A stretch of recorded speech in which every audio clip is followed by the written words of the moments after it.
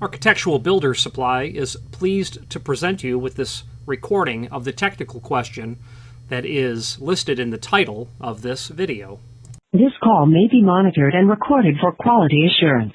I sent you a couple questions in the emails, and you, I guess, returned one of my calls, said call you. This is regarding that old Rixson, old number 10 Rixson floor. Yeah, no, I didn't call you. I sent you an email. Yeah, you sent my email, but you said to call you. Yeah, I did. So, are you looking at my screen? Yes. Awesome. Okay. So, let's dive into this. Oh,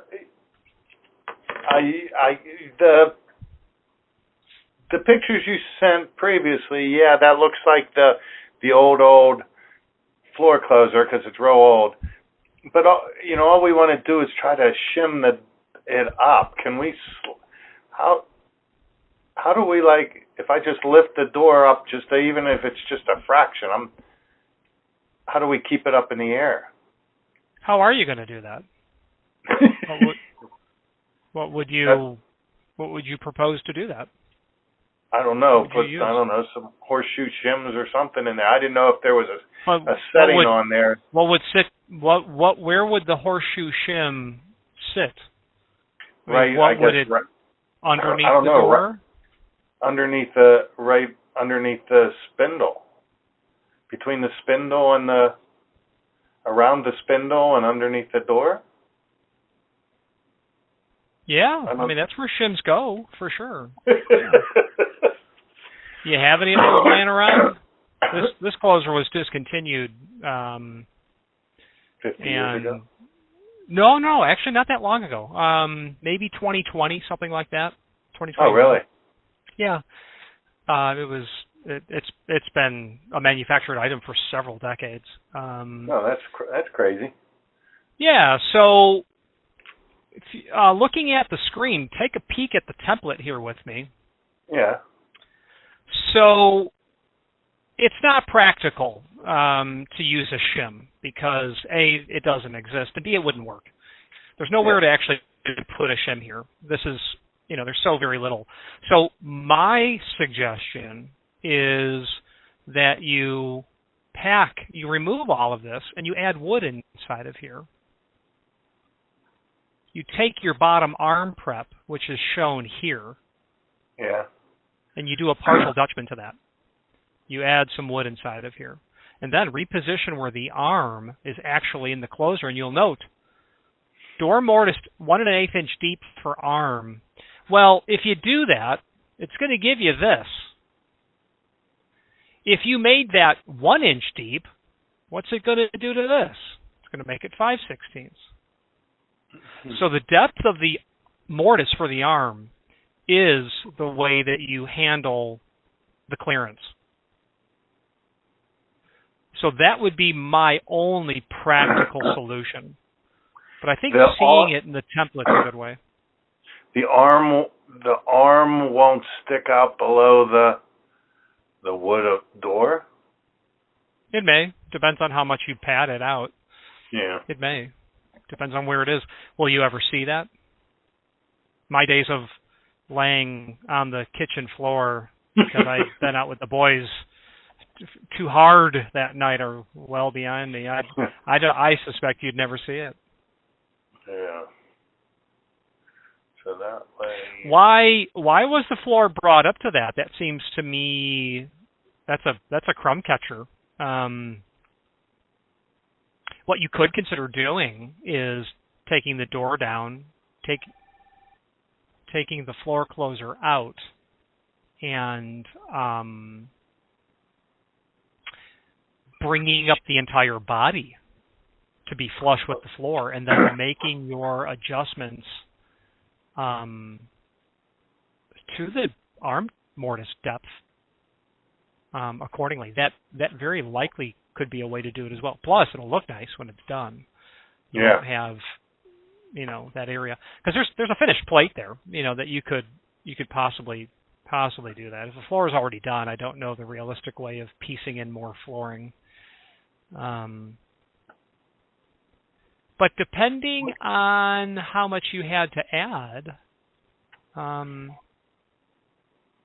decreasing the mortise depth for the arm is probably the easiest way to go. How much do you have to lift it up? I suspect that it has to be more than, I suspect that it's a fraction, but not the inferred small amount. I would suspect it needs to be substantial. I mean, the most, we're ideally, as much as 3/8 of an inch, but I think we can get away with, just maybe even just 1/8 of an inch. There's enough play there. So right now, when you cycle the door, it's actually making contact with the floor or very close to making contact with the floor? Correct. Have you thought about just taking your skill saw and taking off 1/8 or 3/16 of the door? Yeah. We didn't know how much we could take off. The little, maybe they took off some previously because we just bought this place. Because the screws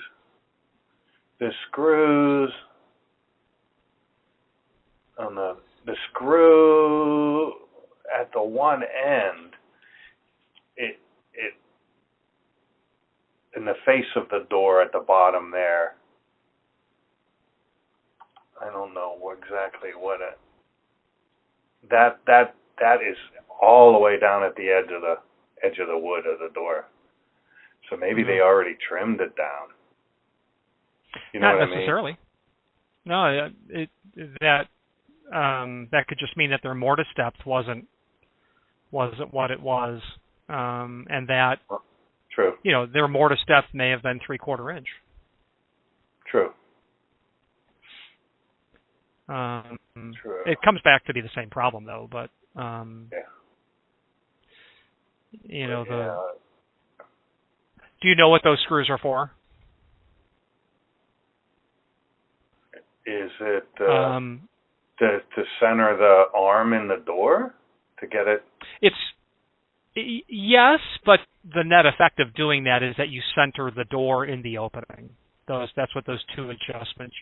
You loosen one and you tighten the other to cant the door into your opening the way that, how you need it to be, because unless the door closer body is absolutely laser beam straight, it's, you've got your door closer body, and unless that is perfectly straight, if it's canted, tipped, so will go the door. So those two screws can take that door and scooch it this way, scooch it this way. That's kind of what they're meant for. Oh, okay. Ideally, I'd like to see the floor. I'd like to see the closer brought back up to where the floor is, how it was originally. Yeah. All right. We got a lot of different things going on, of course, but because it's a double. The joys of a home ownership. Well, it's my boss's, so that's why that makes it even worse. Because it's for somebody else. Yeah, because it's a full swinging door. It's a double acting. Yeah. Yeah, and so we got sort of two elevations of the floor, so it swings okay one direction 90 degrees, but then to make it swing the other 90 degrees is where it hits the floor. So one choice is just to make it swing 90 degrees instead of double acting.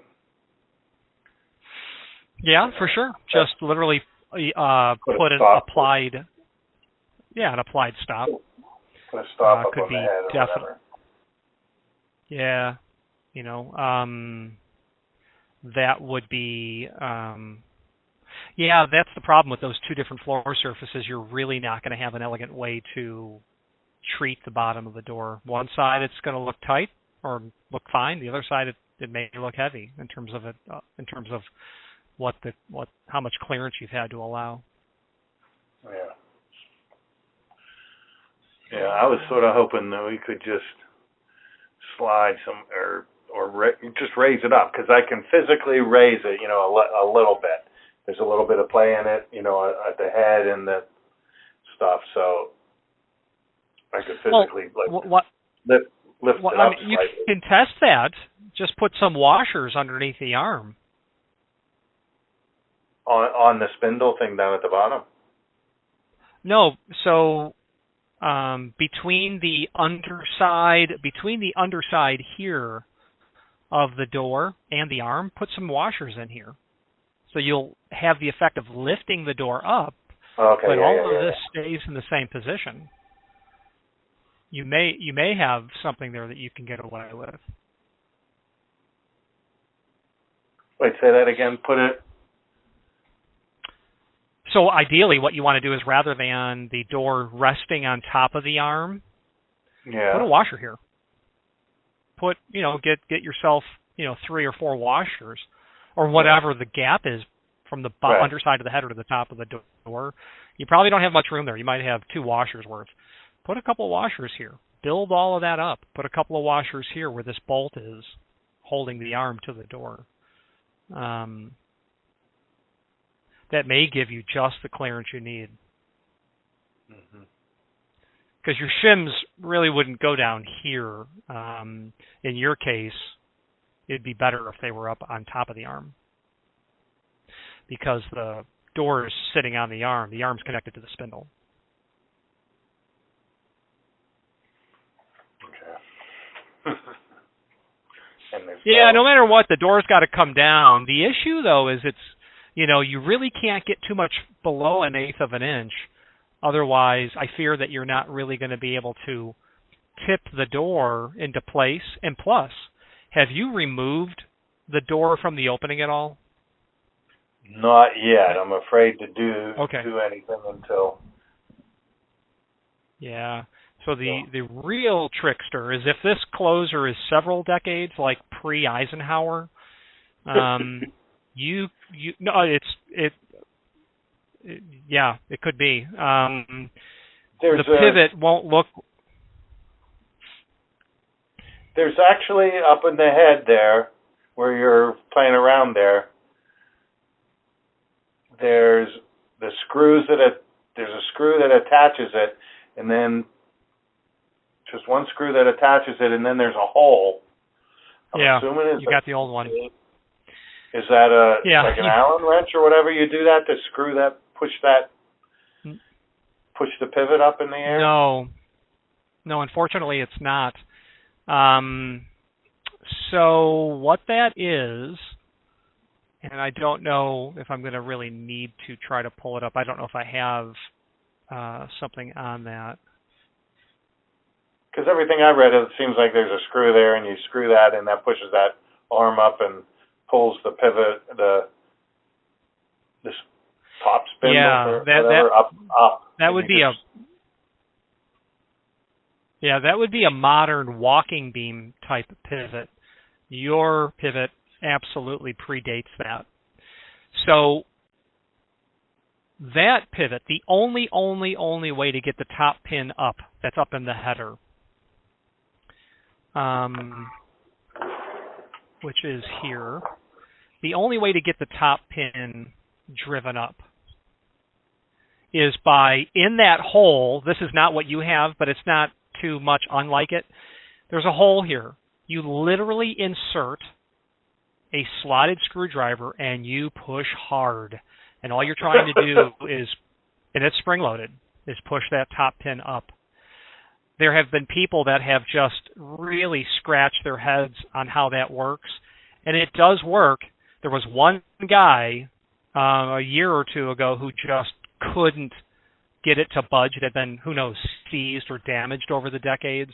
And he had to literally sawzall that. It wasn't the end of the world. He sawzalled his pin. Wasn't the end of the world, because I could just sell him I sold him a new top pivot that he had to mortise in. But that's what you could be faced with. And I suspected that you actually hadn't tried to take the door out, because you probably would have mentioned, my goodness, that top pin is a real SOB. It's what I would have expected you to have said. Well, I was afraid to. Yeah. We're sort of afraid to do anything with it because, I don't know. This is not the model. This is a catalog from 1920, and Wow. I don't think the Duos were made. No, this is it. No, this is not it. You don't have a walking beam pivot. Yeah. Well, there's definitely going to be the hole that you refer to, and you stick something up there, and you push straight up, and that's what pulls that top pin in. And then if you couldn't get that thing up and then the door out, you would have to cut that most likely, and then you'd install a walking beam pivot where this screw drives that up and down, that pin up and down. Really simple. Well, if I push it if I push it up with the screwdriver, how do I get it back? Right. Yeah. So the pivot back down again. Yeah, you have to get the door placed on the bottom spindle.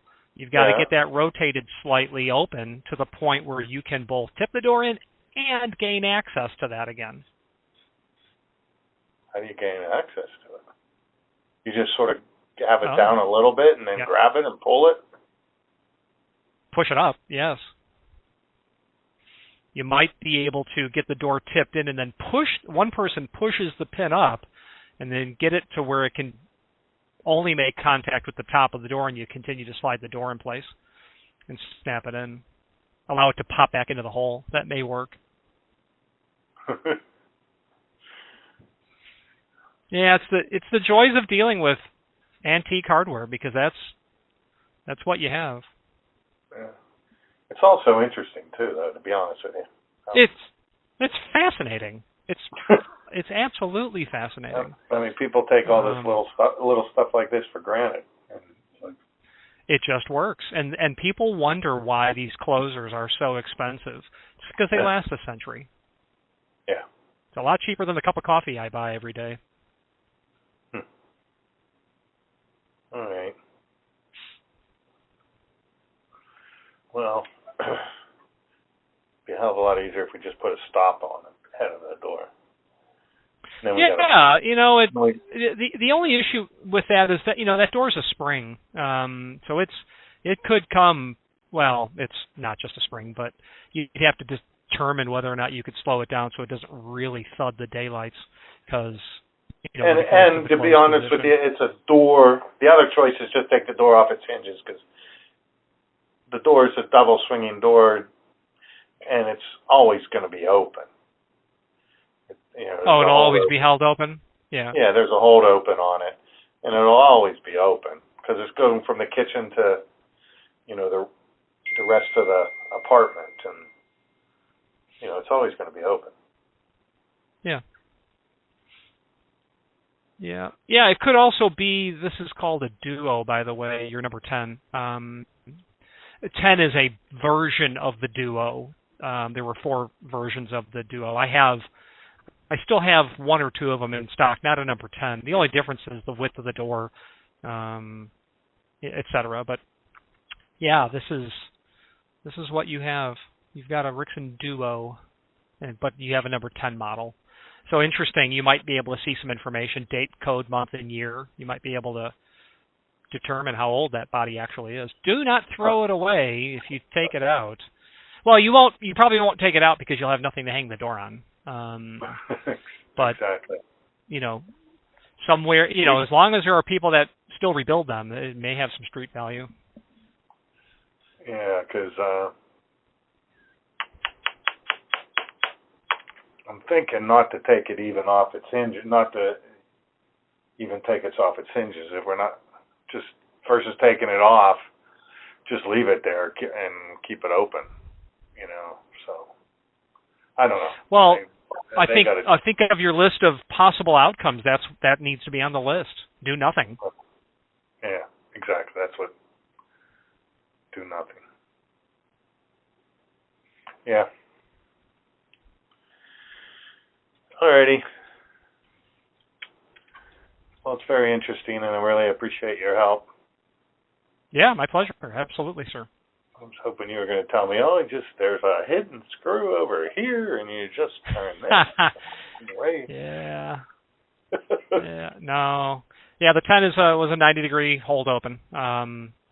No, there's not. But this is actually a good look at what your arm looks like. Possibly a washer here, possibly one here. That might work. Extended spindles available in half-inch increments up to 2-inch longer. That's actually what you would use in a new installation where you had like terrazzo that was going over the floor. You'd need a longer spindle, and you've just encountered it in reverse. Oh, we did this to the floor. Oh, that's why they need longer spindles. You got shag carpeting, let's say, that sort of business. You want you got 1.5 inches of pile there, but so you need a longer spindle. Not but you not can't the end of the do world. that. It'll just be interesting to.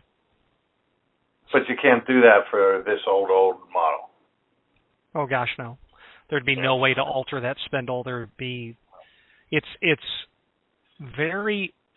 not impossible that there isn't a 10 in the pile that's decades old that we could pillage an extended spindle out of it, then get yours to do a full rebuild on it. Best case scenario, everything I just said is over $1,000. Yeah. So. Interesting. Alrighty. Well, you're looking at all the stuff that I dug up somewhere, and everything. So. Alrighty. American hardware manufacturing. It's that Rixson is a great example. I grew up probably about 5 miles away from their plant back in the 70s and 80s until they moved out. Probably, I don't know, maybe the late 90s. I forget. They were in Franklin Park, Illinois. So there you go. And you're in Florida now. I am. Yes. Oh, yeah, Southwest Florida. Don't need the snow can keep itself. Don't need any of that. It snowed here today. I'm in Pittsburgh. Oh yeah, for sure. Are you kidding me?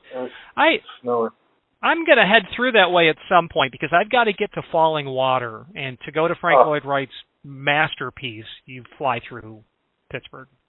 Right. It's only from downtown. Couple hours?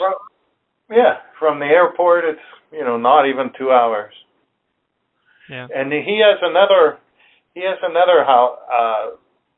house out there, not far from Falling Water. It's probably like 10 minutes away. What's the name of it? If you're going out there to make a special trip to Falling Water, you should look at that too. Frankly, it would be. I mean, Pennsylvania is quite beautiful when you drive through it. It's just, I grew up in the Midwest, so, it's not like I've never been to Pennsylvania, but I've never been to Falling Water. Mm-hmm. And the story behind that is just truly epic. How Falling Water came to be, and it's worth looking into if you're a Frank Lloyd Wright fan, a Mies van der Rohe fan, all that stuff. Any of those classic 20th century architects. Yeah. And then the 9/11 is not too far away from there, the Shanksville. So. Yeah, that's that, and that'll kill you. Yeah, I believe it. A year after 9/11, we were in Manhattan at the temporary whatchamacallit, and I'm inside, and I'm wondering, boy, everyone must be sick because there are boxes of Kleenexes everywhere. And it took me about 5 minutes to realize why they are there. No one's sick. Yeah. And another get you is the Arizona out in Hawaii. The Arizona, that'll bring you to a knee as well. Exactly. Even after all of these decades, it'll still take you down to one knee. Yeah. Alrighty. All right, sir. Well, you know my name, so look me up. If I can help in any way, let me know. I'm glad for the conversation. Alrighty. Thank you very much. I really appreciate this. You're welcome, sir. Bye-bye. Bye. Architectural Builders Supply hopes you have enjoyed this program. Again, thank you for watching, and if you've enjoyed this video, please click thumbs up. Please subscribe and maybe even send the video to someone that you know. Thank you.